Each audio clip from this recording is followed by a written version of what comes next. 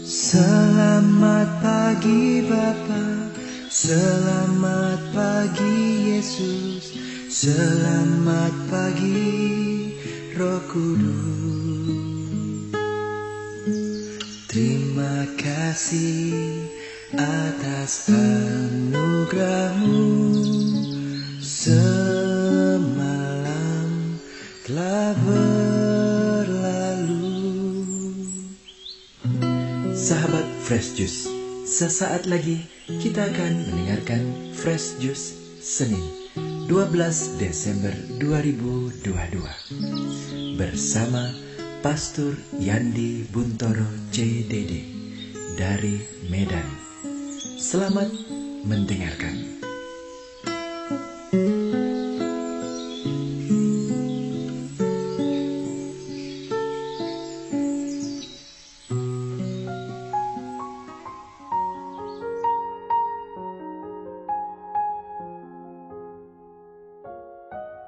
Halo para pendengar dan pewarta Daily Fresh Juice yang saya cintai.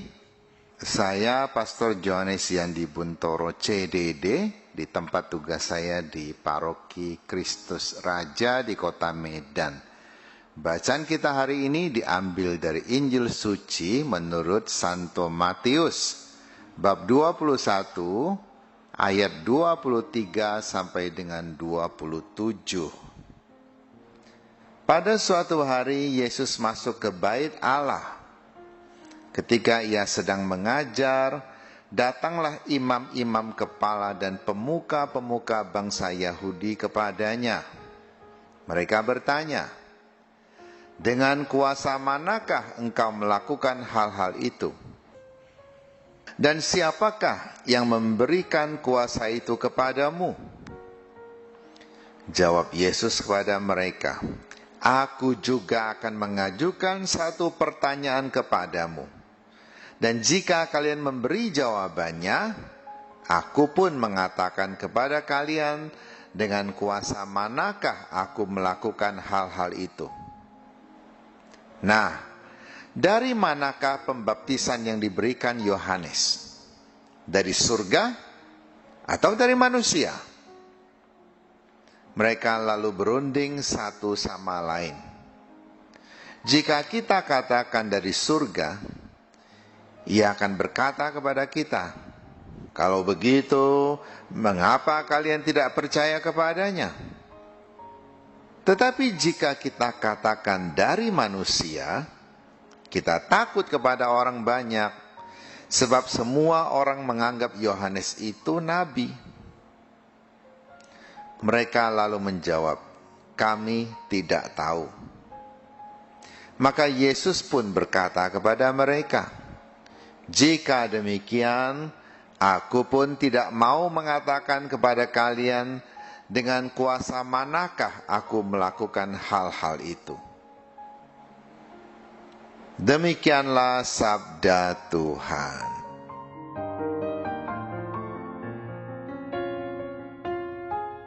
Kalau kita masih ingat bacaan hari Minggu yang lalu, tanggal 4 Desember tahun 2022, di situ dikisahkan orang-orang Farisi dan Saduki datang kepada Yohanes, minta dibaptis juga seperti rakyat yang lain yang ada di sekitar sungai Yordan itu. Tetapi Yohanes tidak nampak bergembira, malah Yohanes menegur mereka dengan keras. "Kamu keturunan ular berbisa." Ular berbisa hanya bisa memberikan pengaruh buruk atau menakutkan jika dia menggigit orang. Kalau dia diam-diam saja, dia bukan sesuatu yang menakutkan atau sesuatu yang menarik perhatian. Apakah orang-orang Farisi menggigit orang? Jelas tidak. Tetapi perbuatan mereka kepada rakyat ini seperti racun yang menyebar kemana-mana dan membunuh orang. Maka Yohanes katakan, "Jangan berpikir kalau kalian dibaptis maka kalian terbebas dari kesalahan." Selama kita masih terus melakukan kesalahan, kita belum benar di hadapan Tuhan. Memang kita percaya baptisan dalam gereja Katolik menghapuskan semua dosa di masa lalu. Tapi setelah itu jika kita terus melakukan kesalahan, kita tetap harus bertanggung jawab di hadapan Tuhan, termasuk menerima hukuman.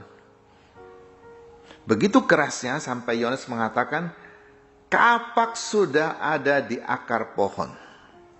Jadi bukan menebang pohonnya, karena kalau pohon ditebang dia masih bisa bertunas selama akar masih ada. Tapi jika akarnya dipotong, dipisahkan dari tanah, bahkan dimatikan, maka pohon itu akan benar-benar mati. Artinya kalau kalian masih terus melakukan kesalahan, kalian pun akan binasa. Hari ini datanglah para pemuka agama, yaitu orang-orang Farisi, datang kepada Yesus, mempertanyakan dengan kuasa apakah Yesus menyembuhkan orang, mengajar, membangkitkan orang, mengampuni dosa, mengusir setan, bahkan ngaku-ngaku sebagai putra Allah. Dengan kuasa mana itu? Tetapi apakah Yesus menjawab mereka? Ternyata tidak. Yesus malah bertanya, saya bertanya kepadamu dulu. Kalau engkau bisa menjawab pertanyaan saya, baru saya menerangkan dengan kuasa manakah saya melakukan semua perkara yang saya lakukan. Baptisan Yohanes ini datang dari surga atau manusia? Lalu kita perhatikan dalam bacaan, mereka berunding untuk memberikan jawaban. Artinya jawabannya bukan hanya satu, lebih dari satu, dan itu saling bertentangan. Ada yang menguntungkan, ada yang tidak menguntungkan. Kalau jawabannya sudah jelas satu saja, katakan saja apa adanya. Kenapa harus berunding?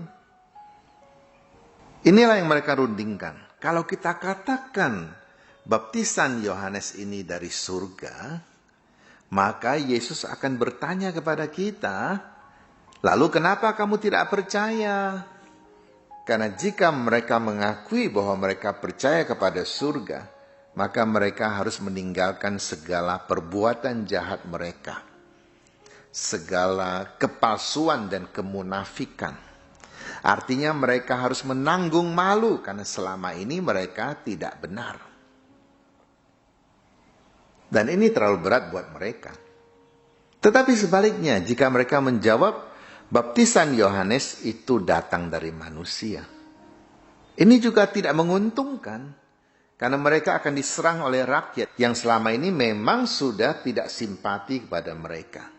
Karena mereka selama ini duduk di tempat yang kudus, tetapi hidupnya tidak kudus, perbuatannya rendah.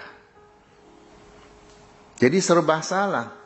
Dua-duanya jawaban itu tidak menguntungkan. Maka mereka hanya bisa menjawab, kami tidak tahu. Ya sudah, kalau kamu tidak tahu artinya kamu memang tidak mau mengakui kebenaran. Maka untuk apa Yesus memberikan keterangan kepada mereka? Karena percuma mereka tidak mau menerima kebenaran. Ini sama seperti kalau kita memberikan nasihat kepada orang yang berbuat salah.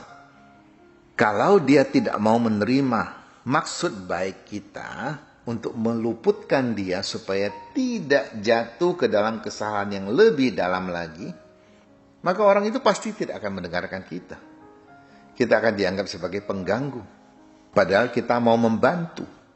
Jadi kita boleh memberi nasihat. Tetapi jika nasihat kita ditolak, ya sudahlah, artinya orang tidak mau berubah.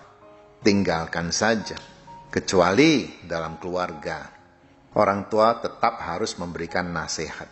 Kalaupun nasihat tidak didengarkan, minimal mendoakan. Seorang istri tetap harus memberikan nasihat kepada suaminya yang berbuat salah. Sebaliknya seorang suami tetap harus mendidik anak istrinya jika mereka berbuat salah. Bisa saja orang menyangkal, bisa saja nasihatnya ditolak. Kalau demikian, apa yang harus kita perbuat? Dengan sabar mendoakan. Kalau satu cara tidak berhasil, cari lagi cara lain sambil berdoa. Ada banyak hal yang kita sebagai manusia tidak sanggup mewujudkannya. Tuhan yang mendengar doa akan mewujudkannya. Kapan? Kita tidak pernah tahu. Semoga kita semua manusia yang tidak sempurna ini dibantu oleh Tuhan untuk menyempurnakan diri. Terlebih kita sudah ada dalam masa Advent. Kita menanti kelahiran Tuhan. Minimal gunakanlah waktu ini untuk mengaku dosa. Untuk memperdamaikan diri kita dengan Allah. Allah yang melihat kerendahan hati kita, yang melihat pertobatan kita, pasti akan membersihkan dosa kita dan memberikan kekuatan baru kepada kita untuk kembali berjuang. Karena semua manusia sedang hidup dalam pertempuran rohani. Setan, sang malaikat jatuh, tidak akan membiarkan kita dengan gampangnya bersatu dengan Tuhan. Ya, selalu berusaha untuk menjauhkan kita dari Tuhan. Supaya Tuhan sedih. Supaya Tuhan merasa gagal. Apakah Tuhan gagal? Tuhan tidak gagal. Tetapi manusia yang sudah diberi kehendak bebas itulah yang gagal.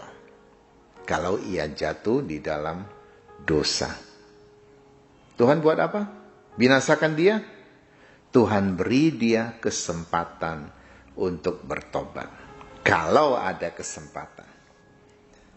Mari kita gunakan kesempatan yang baik ini, berdamailah dengan Tuhan, sehingga kita nanti bisa merayakan Natal dengan hati yang sungguh-sungguh damai. Hanya orang yang mempunyai kedamaian yang juga bisa membawa kedamaian kepada orang lain. Amin. Marilah kita menerima berkat Tuhan. Tuhan bersamamu. Semoga Allah yang Maha Kuasa memberkati kita dan keluarga kita, Bapa dan Putera dan Roh Kudus. Amin.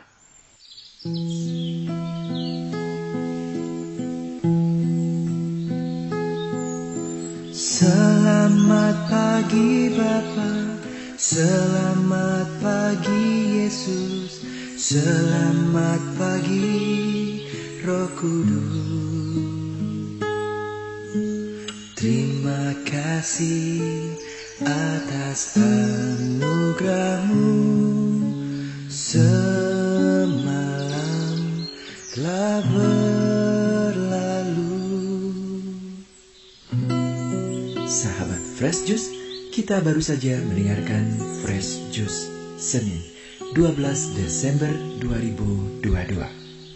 Terima kasih kepada Pastor Yandi Buntoro untuk renungannya pada hari ini. Sampai berjumpa kembali dalam Fresh Juice edisi selanjutnya. Jaga kesehatan dan salam Fresh Juice. Ku memuji, ku bersyukur, memuliakan nama-Mu, Allah Bapa, Putra dan Roh Kudus. Terima kasih. Allah Bapa, Putra dan Roh Kudus. Terima